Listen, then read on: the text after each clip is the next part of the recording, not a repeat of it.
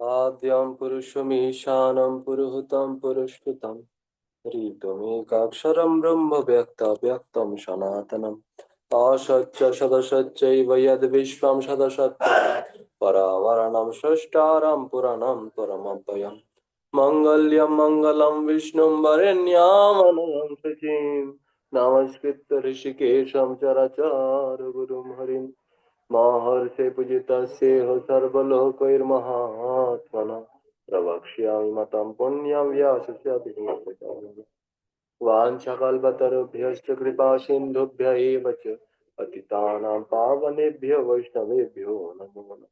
जय श्री कृष्ण चैतन्य प्रभु नित्यानंद श्री अद्वैत गदाधर शिवसादि गौर भक्तवृंद हरे कृष्ण कृष्ण कृष्ण हरे हरे हरे राम राम राम हरे हरे कृष्णा। श्री श्री चैतन्य भागवत अंत्यखंड सप्तम अध्याय हमारे श्रवणीय विषय। आज तक हमने श्रवण किए कि भगवान श्री नित्यानंद प्रभु गदाधर पंडित के घर पधारे। गदाधर पंडित ने स्वागत सत्कार किए और नित्यानंद प्रभु को भोजन के लिए निमंत्रण भी किए।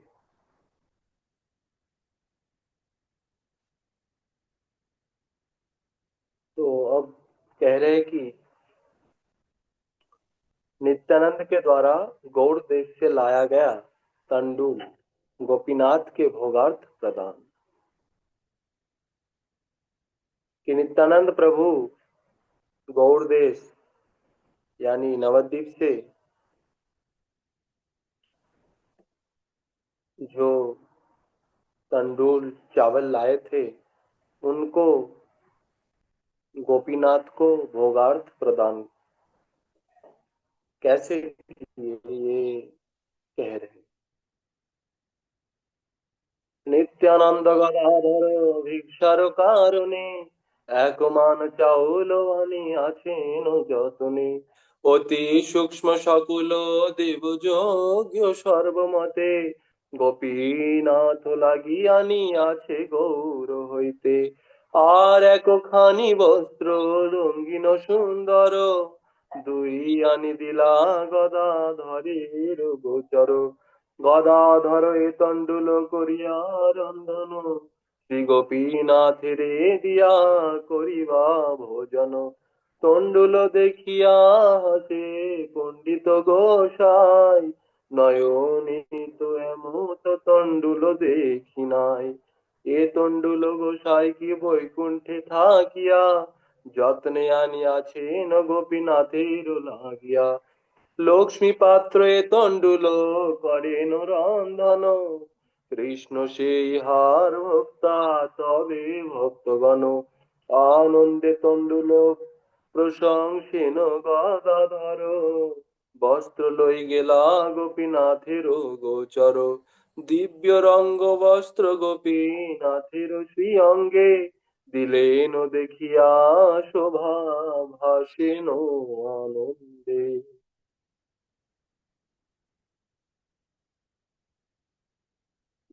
कहते कि गदाधर को भिक्षा देने के लिए नित्यानंद यत्न पूर्वक एक मान चावल लेकर आए थे। सभी प्रकार से देव योग्य अति सूक्ष्म शुक्ल वर्ण के तंडुल वे गोपीनाथ के लिए गौड़ देश से लाए थे। साथ में एक सुंदर रंगीन वस्त्र भी था। दोनों को लाकर प्रभु ने गदाधर के हाथों सौंप दी। प्रभु ने गदाधर से कहा, गदाधर ये तंडुल रंधन पूर्वक गोपीनाथ को निवेदन करके भोजन करना। तंडुल देखकर पंडित गोसाई हंसने लगे, कहने लगे नेत्रों से कभी ऐसा तंडुल देखा नहीं।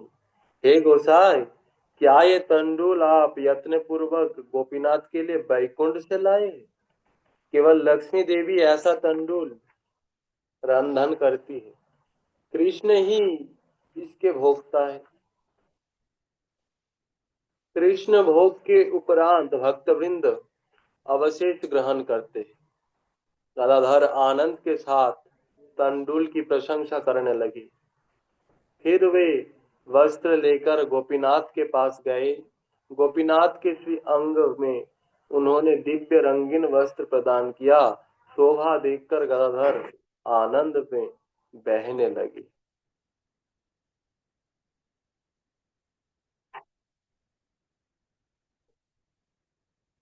गदाधर पंडित को नित्यानंद प्रभु भिक्षा में दे रहे हैं चावल यत्न पूर्वक।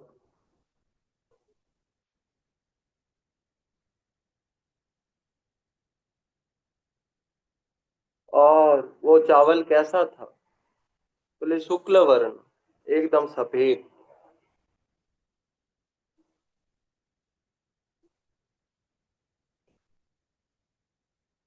जो कि उन्होंने गौर देश से लाए थे।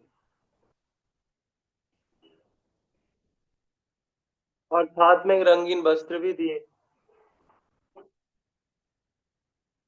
तो ये दोनों को जब गदाधर पंडित के हाथों में सौंपे नित्यानंद प्रभु, तो गदाधर पंडित कहने लगे,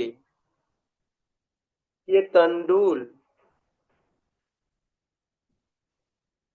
गदाधर पंडित को नित्यानंद प्रभु देते हुए कहते हैं कि ये तंडुल गोपीनाथ को निवेदन करके फिर भोजन करना। तो ये तंडुल को देखकर पंडित गोसा यानी गदाधर पंडित कहते हैं कि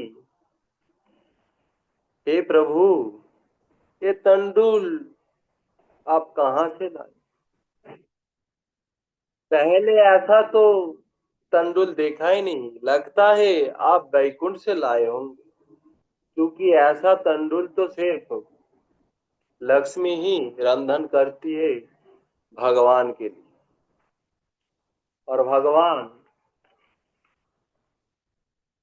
भक्त वृंद के साथ, भगवान पहले पाते हैं फिर भक्त वृंद अवशेष ग्रहण करते हैं। ऐसा कह के तंडुल की बहुत प्रशंसा की गदर पंडित ने।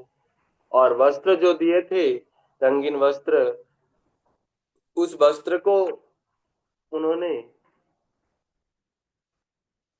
गोपीनाथ के अंगों में पहना था।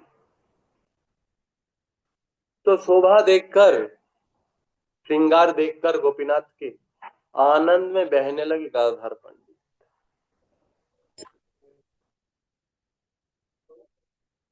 फिर कहते हैं गदाधर का रंधन कार्य एवं तोटा बागीचे बगीचे से शाक चयन। कैसे गदाधर ने रंधन कार्य किया और जो टोटा बगीचा है वहां से शाक चयन, इसके बारे में बोल रहे हैं। कैसे शाक चयन किए? তবে রন্ধনের কার্য করিতে লাগিলা, আপনি টোটার শাক তুলিতে লাগিলা। কেহ বনে নাহি দৈবে হইয়াছে শাক, তাহা তুলিয়া নিয়া করিলা এক পাক।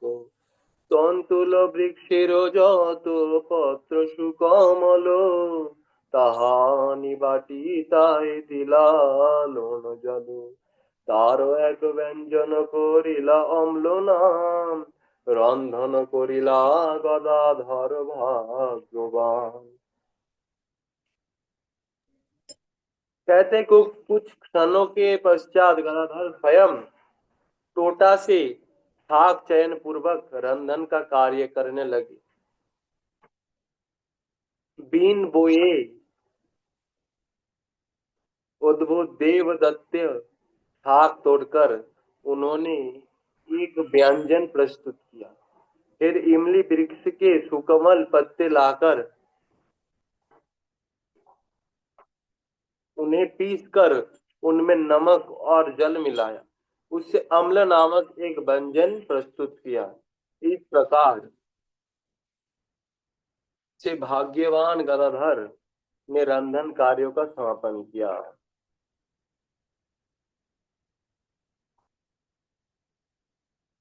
वैकुंठ में जो नारायण है,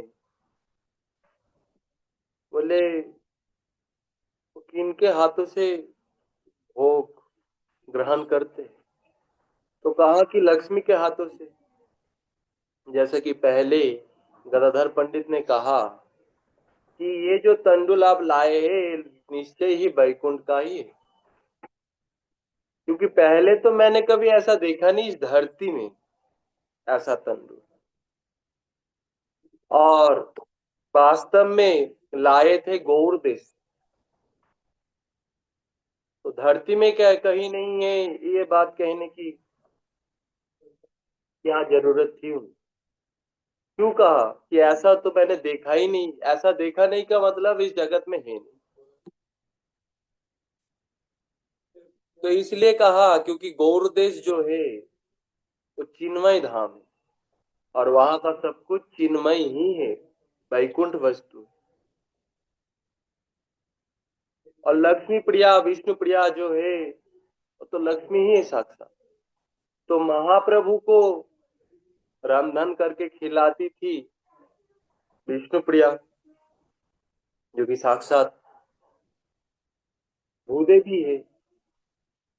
पहले लक्ष्मी प्रिया थी, साक्षात लक्ष्मी देवी है।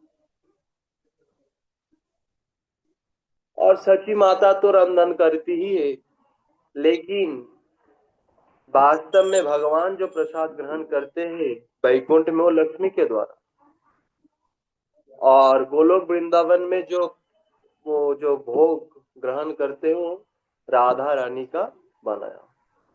राधा रानी के हाथों के अलावा कृष्ण प्रसाद ग्रहण करते नहीं।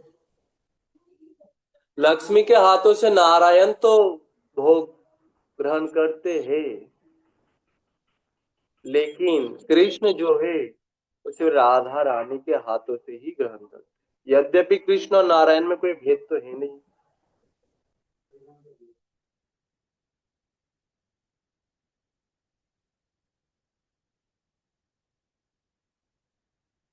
तो गदाधर पंडित जो है वो तो राधा रानी ही है, कल को हमने सुना था।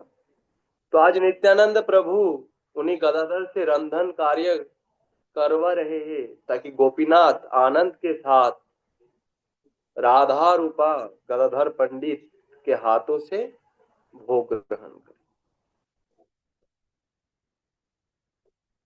तो कुछ क्षणों के पश्चात गदाधर स्वयं टोटा से थाक चैन पूर्वक रंधन का कार्य करने लगे। बीन बोए उद्भूत देवदत्त से साग तोड़कर उन्होंने एक व्यंजन प्रस्तुत किया।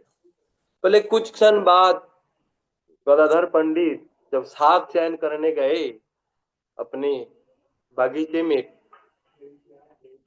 तो वहां कह रहे हैं कि बीन बोए, यानी गदाधर पंडित ने बोया भी नहीं था साग, लगाया भी नहीं साग, तो देवदत्त दैवदत्त यानी भगवान का ही दिया हो। यहाँ दैव यानी देवता नहीं, या दैव दैव यानी भगवान का। तो भगवान के जो धाम है वहाँ, चाहे पुरी हो, जगन्नाथपुरी हो, मायापुर हो, वृंदावन हो, या आदि आदि भगवान के जितने भी धाम हैं, वहाँ के जो भी वस्तु उगते हो रहते हो, जो भी कुछ है वहाँ, तो वो किसी देवताओं के द्वारा नहीं, किसी मनुष्य के द्वारा तो है ही नहीं, देवताओं के भी द्वारा नहीं, बोले वो सब जो है भगवान का ही दिया हुआ है, बनाया हुआ है।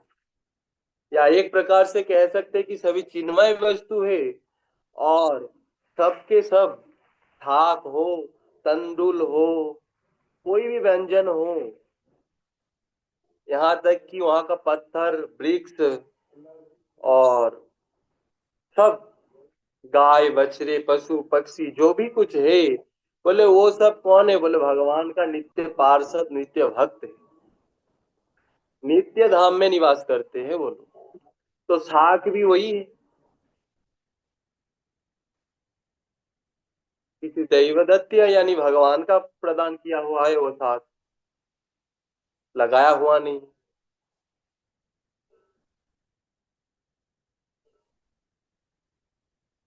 लेकिन ऐसा नहीं कह सकते कि अपने आप उग गया होगा।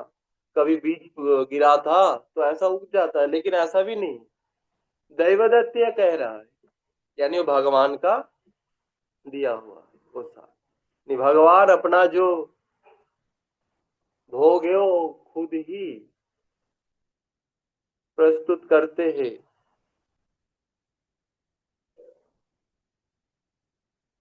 फिर कहते हैं कि वो साग तोड़े उन्होंने, फिर इमली वृक्ष के सुकमल पत्ते लाकर उन्हें पीसकर उनमें नमक और जल मिलाया, और इमली के जो वृक्ष है उनको अच्छे से पीसकर, जो सुकमल पत्ते हैं, यानी अभी निकला हुआ, पका हुआ नहीं,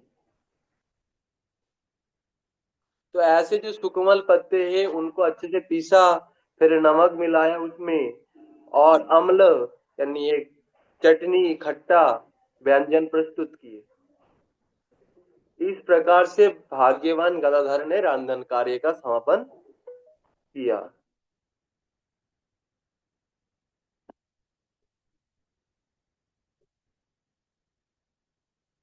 अब कहते गदाधर के द्वारा गोपीनाथ के सामने भोग प्रदान। गोपीनाथ अग्रनिया भोग लगाईला, हेनो काले गौर चंद्र आसिया मिलीला।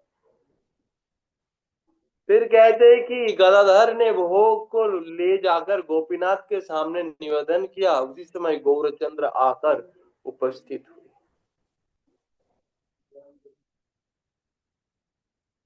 गदाधर ने भोग लगाया कि टोटा गोपीनाथ को, हमने निवेदन किया गोपीनाथ के, उसी समय भगवान गौरचंद्र वहां उपस्थित हुए। फिर क्या हुआ? गौरचंद्र का आगमन एवं भक्त के निमंत्रण में प्रीति ज्ञापन, इसके बारे में बोल रहे हैं। प्रसन्न मुखे हरे कृष्ण कृष्ण बोली, विजय হইলা গৌরচন্দ্র কুতুহলী।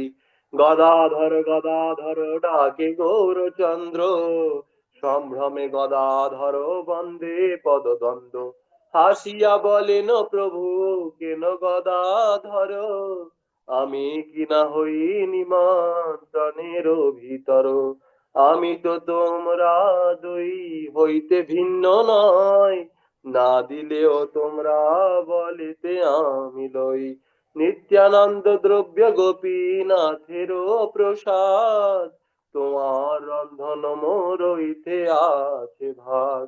কৃপা বাক্য শুনি নিত্যানন্দ গদাধর, মগ্ন হইলেন সুখ সাগর ভীতর। कहते उसी समय प्रसन्न श्री मुख से हरे कृष्ण कहते कहते कौतूहली गौरचंद्र ने शुभागमन किया। गदाधर गदाधर कहकर गौरचंद्र पुकारने लगे। संभ्रम के साथ गदाधर ने युगल चरणों की वंदना की। हंसकर प्रभु कहने लगे, क्यों गदाधर, क्या मैं निमंत्रितों में निमंत्रितों में से नहीं हूँ? मैं तो तुम दोनों से भिन्न नहीं हूँ।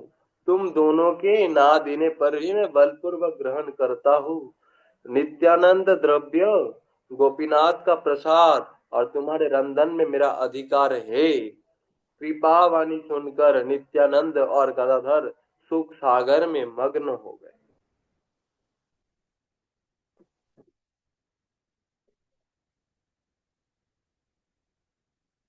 भक्त कभी भी भगवान को बिना दिए कुछ ग्रहण करते नहीं।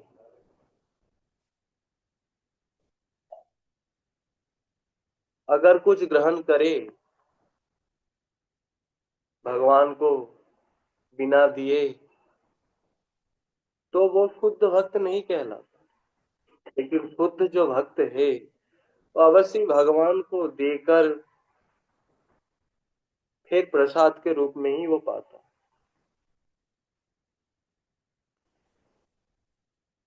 गदाधर पंडित ने भी भोग लगाया। उसी समय भोग लगाया था टोटा गोपीनाथ को। अब निमंत्रण किए थे नित्यानंद प्रभु को।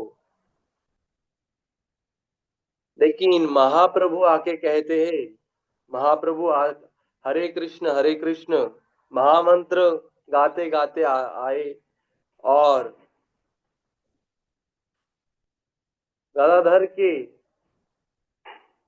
घर के बाहर से पुकारने लगे, गदाधर गदाधर ऐसे पुकारने लगे। तो गदाधर को बहुत आश्चर्य भी हुआ और आनंद भी हुआ, ये तो मेरे प्रभु की आवाज। चरण वंदना की गदाधर ने, बाहर आया, चरण वंदना किए गदाधर ने। तो गदाधर को देखकर प्रभु कहने लगे हंसते हंसते, क्यों गदाधर, क्या मैं निमंत्रितों में से नहीं हूं? मुझे निमंत्रण क्यों नहीं दिए? ठीक है, दिए नहीं तो दिए नहीं, लेकिन जान लो कि मैं तुम नित्यानंद ये तो अभिन्न नहीं, एक ही है हम। तो अगर तुम दोगे भी नहीं तो भी मैं ग्रहण करूंगा बलपूर्वक, क्योंकि मेरा अधिकार है।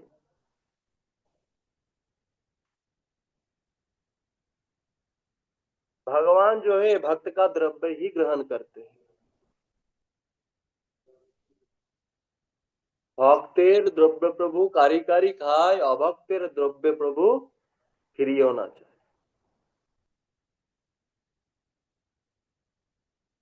भक्त का जो द्रव्य है वो तो भगवान छीन छीन के खाते हैं। लेकिन जो अभक्त है वो अगर कुछ निवेदन करे तो वो भगवान देखते तक नहीं है। बहुत लोग बिना दीक्षा के आजकल गोपाल रख लेते हैं घर पे और कहने लगते हैं कि हाँ जी हम तो गोपाल की सेवा करते हैं, गोपाल को बिना दिए कुछ खाते नहीं, गोपाल की उनको बहुत चिंता है। ऐसा वो दिखाते हैं जैसे गोपाल के तो वो एकदम बहुत उच्च शुद्ध भक्त है, गोपाल को बिना दिए वो खाते नहीं। लेकिन दीक्षा गुरु ग्रहण ये सब किए नहीं। दीक्षा के बारे में अगर कहा जाए उनसे, गुरु ग्रहण के बारे में कहा जाए, नियम आचरण के बारे में अगर उन लोगों को कहा जाए तो वो कहते हैं कि भगवान तो भाव ग्रहण करते हैं, दीक्षा से क्या होता है, हम भाव से भोग लगाते हैं, भगवान उसे ग्रहण करते हैं। तो इसके बारे में ये कहा गया, भगवान भाव तो अवश्य ग्रहण करते हैं, लेकिन भाव भी किन किन में प्रकट होते हैं? बोले जो गुरु ग्रहण करते हैं, जो विधि को पालन करते हैं, उनमें भाव प्रकटित होते हैं। और जो दीक्षा, गुरु मंत्र, गुरु ग्रहण, गुरु शरणागति ना करके ही अपने आप को भक्त मान लेते हैं, वैष्णव मान लेते हैं और वो सोचते हैं कि हम तो भगवान को खिला रहे हैं, भगवान खा रहे हैं, हमें क्या प्रयोजन है दीक्षा की। तो ये एक प्रकार से अनादर है, नियम की क्या जरूरत है, इतनी, ये खाना मना है, वो खाना मना है। कोई कोई तो गोपाल को चाय तक भोग लगा देते। हम भी पीते हैं, आप भी पीजिए। चाय भी भोग लगा देते हैं, बिस्किट भोग लगाते हैं। बोले गोपाल को हम बिना खिलाए काम पे जाते ही नहीं। अब उनको ये सोचना चाहिए कि उनके जो बेटा है, अगर कोई बाहर के जो लोग जिनको पहचानता भी नहीं, जिनके साथ वो संबंध में है ही नहीं, जिनके साथ उनका संबंध है ही नहीं, वो अगर कुछ दे दे कि भाई तुम ये खा लो, तो क्या वो खा लेगा? अरे हम बहुत भाव से दे रहे, ये खा लो। अरे भाई तुम कौन होते, कौन हो खिलाने वाले? पहचान ना जान ना पहचान, मैं तेरा मेहमान, ये तुम दोगे और मैं खा लूंगा? भागो।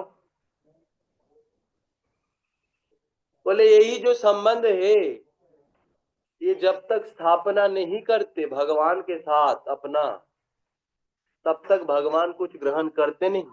और जब संबंध स्थापन हो जाते हैं, तब भगवान उनसे ग्रहण किए बिना रहते नहीं। और संबंध, बोले वो तो गुरु ही प्रदान करते हैं, संबंध ज्ञान प्रदाता गुरु ही है। दीक्षा के माध्यम से गुरु संबंध ज्ञान करवाते हैं।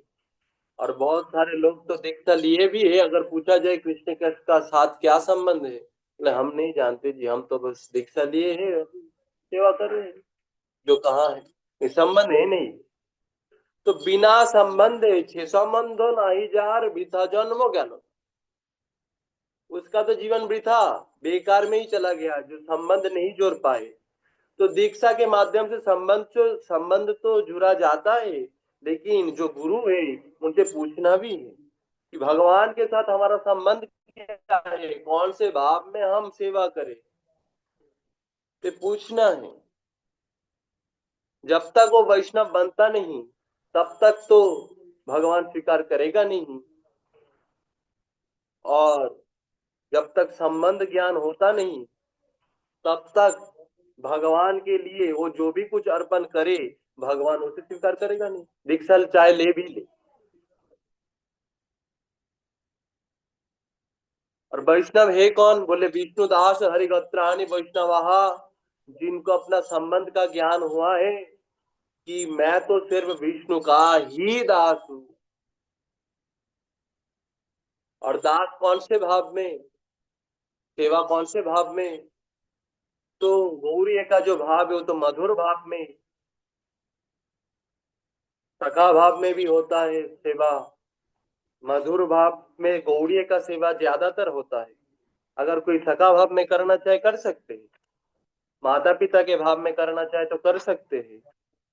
लेकिन जो प्रधान संबंध है गौड़ियों का, वो है हम कृष्ण के दासी, कृष्ण के प्रियसी है,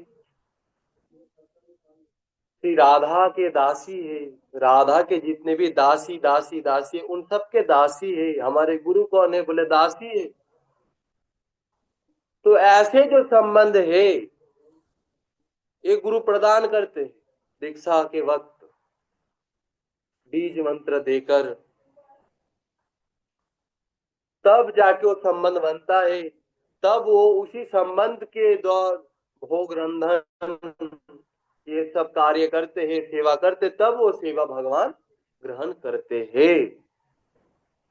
खिचड़ी भाव से कभी ग्रहण नहीं करते कि हम तो ये भी है, हम तो वो भी है, हम इनके भी सेवा करेंगे, उनके भी सेवा करेंगे। हाँ, माँ भी है, गोपाल को लेके घूमते हैं, और उधर रासलीला का श्रवण करते हैं, उधर को किसी और भाव में हम भजन करने लग जाते हैं। ये जो भाव है, ये खिचड़ी भाव है। ऐसे में संबंध, ये संबंध नहीं, ये भ्रम है। तो संबंध जो है कोई बदलता नहीं है।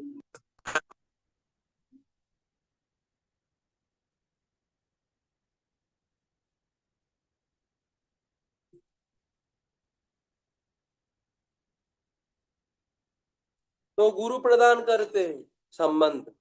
तब जाके संबंध जब स्थापना करते हैं गुरु, तब वो जो भी रंधन करते हैं इस संबंध के द्वारा कि भगवान तो हमारे प्रियतम है, हम कृष्ण के लिए रंधन कर रहे, हम भी नहीं कर रहे, गुरुदेव कर रहे हैं। हम तो बस गुरु जी की सेवा में लगे हुए हैं। भोग भी वैसे ही लगाना चाहिए। गुरु परंपरा जो हमारा है कि हमारे गुरुदेव, उनके जो गुरुदेव है, बोले ऐसे भोग जाता गुरुदेव ने बनाए। हमने तो गुरुदेव के साथ रह के थोड़ा सहायता किए। श्रृंगार तन मंदिर मार्जन आदि युक्त भक्तांश नियुज्य। जो भगवान जो गुरु कौन है, बोले जो श्रृंगार मंदिर मार्जन आदि ऐसे सेवा में अपने शिष्य को नियुक्त करे, वो गुरु है।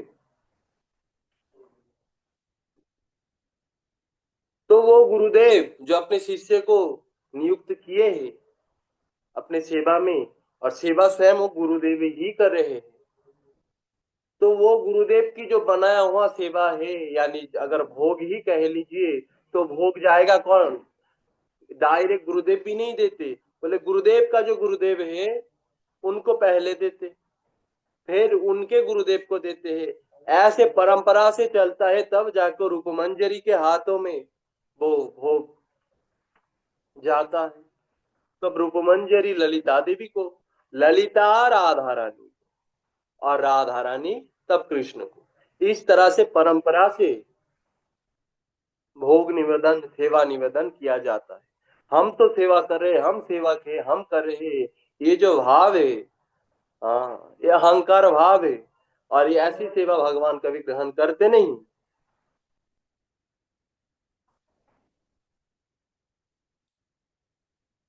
तो जो भी हो, यहाँ गदाधर पंडित जी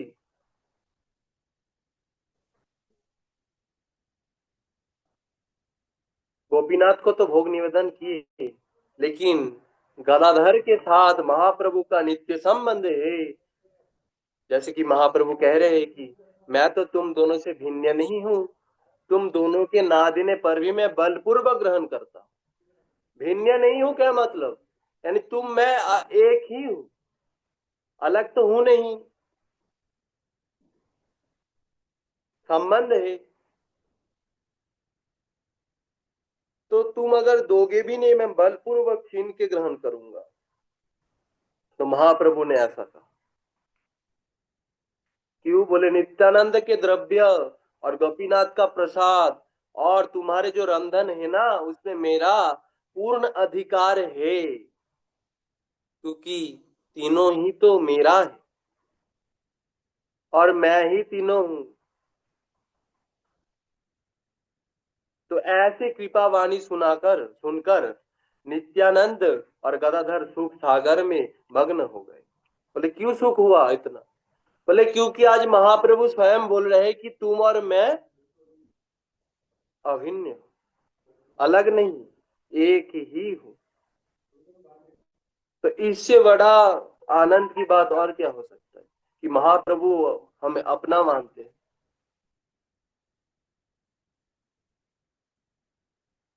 तो सुख सागर में सोचकर मग्न हो गए। फिर गौरचंद्र के सामने प्रसाद स्थापन। कहते संतों से प्रसाद अनि देव गदाधर थुईलेन गौरचंद्र प्रभु। गदाधर देव ने प्रसन्नता के साथ प्रसाद लाकर गौरचंद्र प्रभु के सम्मुख उपस्थित कर दिया।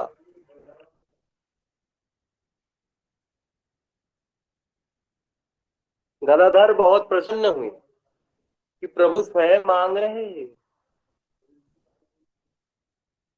मैं तो धन्य हूं। हम तो भगवान को लगाते हैं, लेकिन भगवान यहाँ स्वयं मांग रहे हैं। तो ये जो भाव, ये सोचकर गदाधर अत्यंत प्रसन्न हुए। तो वो जो भोग गोपीनाथ को लगाए थे, वो भोग लाके, प्रसाद लाके गौरचंद्र के सामने उपस्थित किए। तब महाप्रभु के द्वारा प्रसाद अन्न की वंदना, महाप्रभु प्रसाद पाने से पहले वंदना कर रहे हैं, प्रसाद की वंदना। बोले सर्वटोटा ব্যাপিলেক অন্যের সৌগন্ধে ভক্তি করি প্রভু পুনঃ পুনঃ অন্ন বন্দে। প্রভু বলে তিন ভাগ সমান করিয়া ভঞ্জীব প্রসাদন একত্র বসিয়া। নিত্যানন্দ স্বরূপের তন্ডুলের প্রীতে বসিলেন মহাপ্রভু ভোজন করিতে। দুই প্রভু ভোজন করেন দুই পাশে, সন্তোষে ঈশ্বর অন্ন ব্যঞ্জন প্রশংসে। প্রভু বলে অন্যের গন্ধেও সর্বথা, কৃষ্ণ ভক্তি হইতে নাহি কই अन्यथा। प्रभु वंदना कर रहे हैं, क्या कह रहे हैं? बोले अन्न का सौरभ संपूर्ण टोटा उपवन में व्याप्त हो गया। प्रभु भक्ति पूर्वक पुनः पुनः अन्न की वंदना करने लगे। फिर प्रभु ने कहा प्रसाद अन्न तीन समान भागों में बांटकर एक साथ बवसन पूर्वक भोजन करेंगे। नित्यानंद स्वरूप के द्वारा आनीत तंदुल के प्रति प्रीति के कारण महाप्रभु भोजन करने के लिए बैठे। दोनों प्रभु परस्पर पास बैठकर भोजन करने लगे। ईश्वर संतोष के साथ अन्न व्यंजन की प्रशंसा करने लगे। प्रभु कहने लगे इस अन्न की गंध से भी निश्चित कृष्ण भक्ति की प्राप्ति होती है, इसमें अन्यथा नहीं है।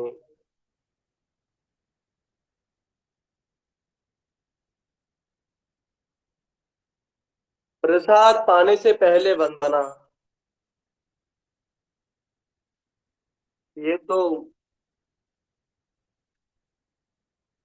सदाचार में ही, क्योंकि मिलते ही खा लेना, प्राप्ति मात्र न भक्ष्यते तो कहा गया है। लेकिन वंदना करके ही पाना चाहिए, प्रणाम करके ही प्रसाद पाना चाहिए, प्रसाद की गुणगान करके ही पाना चाहिए। जैसे भागवत में कहते हैं कि महाप्रसादे गोविंदे नाम ब्रह्मणि वैष्णवे अल्प पुण्यवताम राजन विश्वासन जायते। सुखदेव कहते कि हे राजन, जो महाप्रसाद है,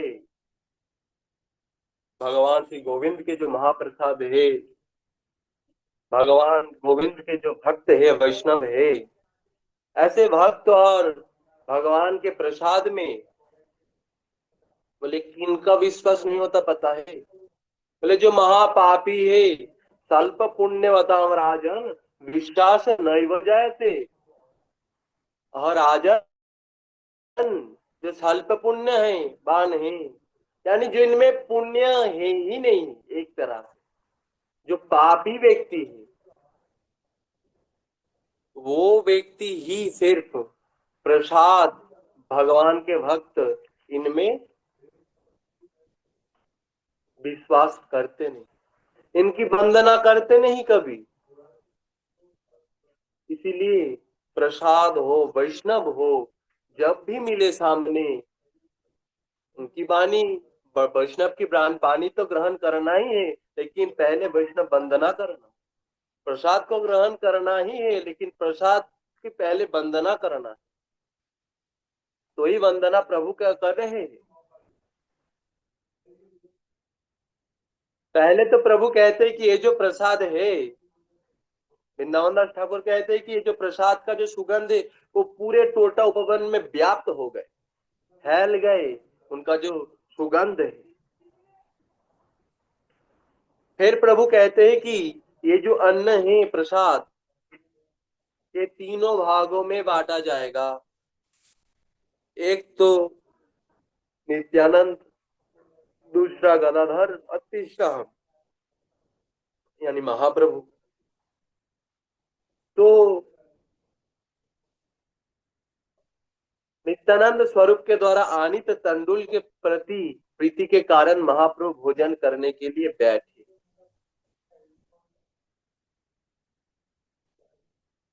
बोले नित्यानंद ने तंडुल लाए क्यों थे? महाप्रभु के लिए ही लाए। और महाप्रभु की इनकी भान लग गई, सर्वेश्वर है, सर्वज्ञ है, तो इसीलिए प्रसाद भोजन करने आ गए। बैठ गए भोजन करने के लिए। फिर दोनों प्रभु परस्पर पास बैठकर भोजन करने लगे। यानी महाप्रभु और नित्यानंद प्रभु परस्पर बैठकर भोजन करने लगे और बांट रहे गदाधर। तो ईश्वर यानी चैतन्य महाप्रभु संतोष के साथ अन्न व्यंजन की प्रशंसा कर ही रहे। बोले प्रसाद, प्रभु कहते कि ये प्रसाद तो ग्रहण की दूर की बात, अगर इसकी कोई अगर सुगंध भी किन्हीं के नाक में अगर प्रवेश कर जाए तो उसे भी कृष्ण प्राप्ति, कृष्ण भक्ति प्राप्ति अवश्य ही होगी। इसमें अन्यथा नहीं है, संशय है नहीं, इसमें संदेह नहीं है इसमें।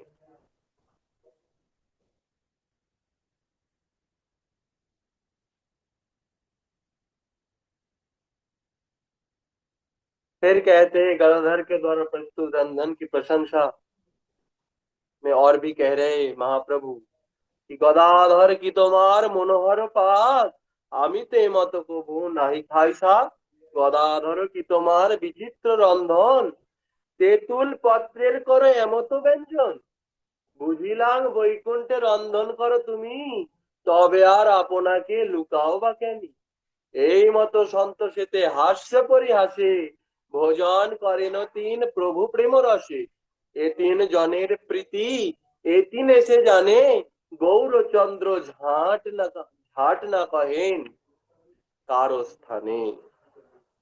महाप्रभु कहने लगे गदाधर तुम्हारा रंधन कितना मनोहर है, मैंने तो ऐसा साग कभी नहीं खाया।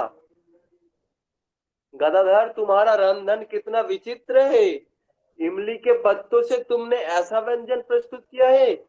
समझ गया हूँ तुम वैकुंठ में रंधन कार्य करते हो, तो फिर क्यों तुम अपने आप को छिपाते हो। इस प्रकार से संतोष के साथ हास परिहास करते हुए तीनों प्रभु प्रेम रस से भोजन करने लगे। इन तीनों की प्रीति ये तीन ही जानते हैं, गौरचंद्र अचानक किसी अन्य से ये सब नहीं कहते।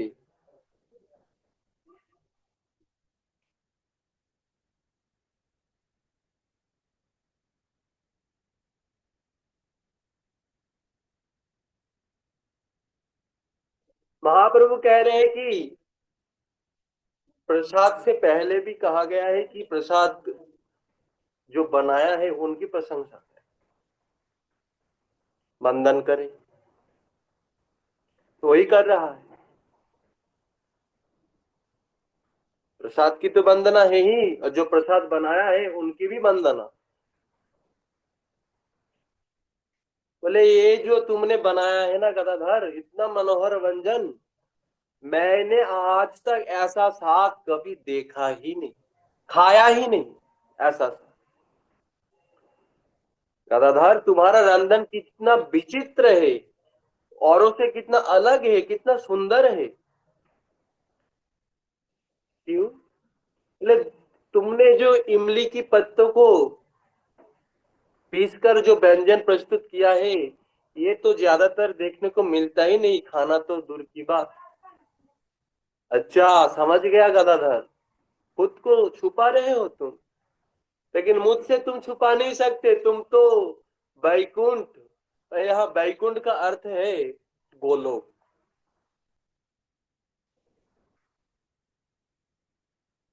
बैकुंठ गोलोक को भी कहा जाता है, क्योंकि वहां कुंठा है नहीं, वहां ईर्षा द्वेष मद मात्सर्य काम क्रोध लोभ मोह आदि तो कुछ है नहीं, उसे भी बैकुंठ कहा जाता है। और गदाधर तो स्वयं राधा स्वरूपा है, तो महाप्रभु उनका स्वरूप जानते हैं। इसीलिए महाप्रभु कह रहे हैं कि अपने आप को छुपाओ मत गदाधर, मैं जानता हूं कि तुम तो बैकुंठ में यानी गोलोक में रंधन कार्य करते हो, अपने आप को छिपाते क्यों हो तुम। ऐसे कह के हास परिहास महाप्रभु करने लगे। फिर तीन प्रभु प्रेम रस से भोजन करने लगे।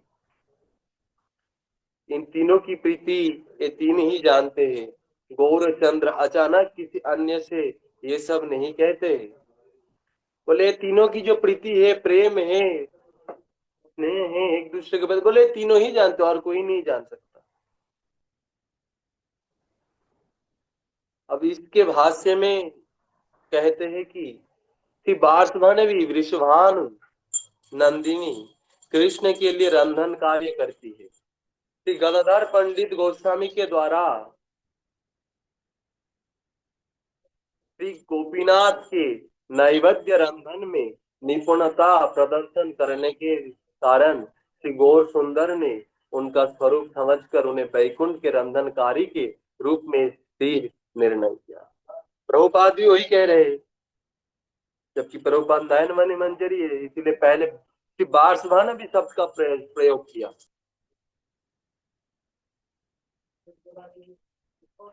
प्रभुपाद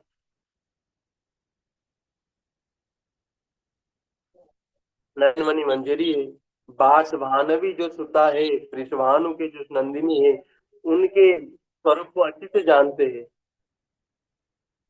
तो इसलिए कहते हैं बासभानवी वृषभानु नंदिनी। वृषभानु नंदिनी नहीं कहा, श्री बासभानवी पहले कहा। तो ऐसे जो बासभानवी वृषभानु की नंदिनी है, वो कृष्ण के लिए रंधन कार्य करती है, प्रभुपाद कह रहे हैं। और गदाधर गोस्वामी के द्वारा श्री गोपीनाथ के नैवेद्य रंधन में निपुणता प्रदर्शन करने के कारण श्री गौर सुंदर ने उनका स्वरूप समझ कर उन्हें वैकुंठ के रंधनकारी के रूप में स्थिर नहीं किया। और महाप्रभु तो जानते ही है, जैसा कि कहा गया उनका स्वरूप, क्योंकि महाप्रभु स्वयं वही गोपीनाथ है और वही राधा रानी गदाधर पंडित है, तो इसीलिए महाप्रभु उनके स्वरूप का वर्णन किए कि तुम वैकुंठ में रंधन कार्य करती हो, यानी गोलोक में रंधन कार्य करती हो, तुम अपने आप को छिपा रहे। आज यही तक। कल हम सुनेंगे भक्तों के द्वारा अवशेष पात्र लुंठन।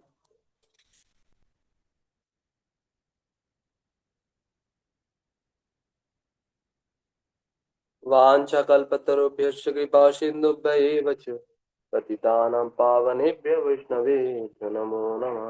हरे कृष्ण कृष्ण कृष्ण हरे हरे, हरे राम राम राम हरे हरे। हरे कृष्णा प्रभु जी, हरे दंडवत कृष्णा, प्रणाम। दंडवत प्रणाम प्रभु जी, सबको दंडवत। सबको दंडवत। हरे कृष्ण।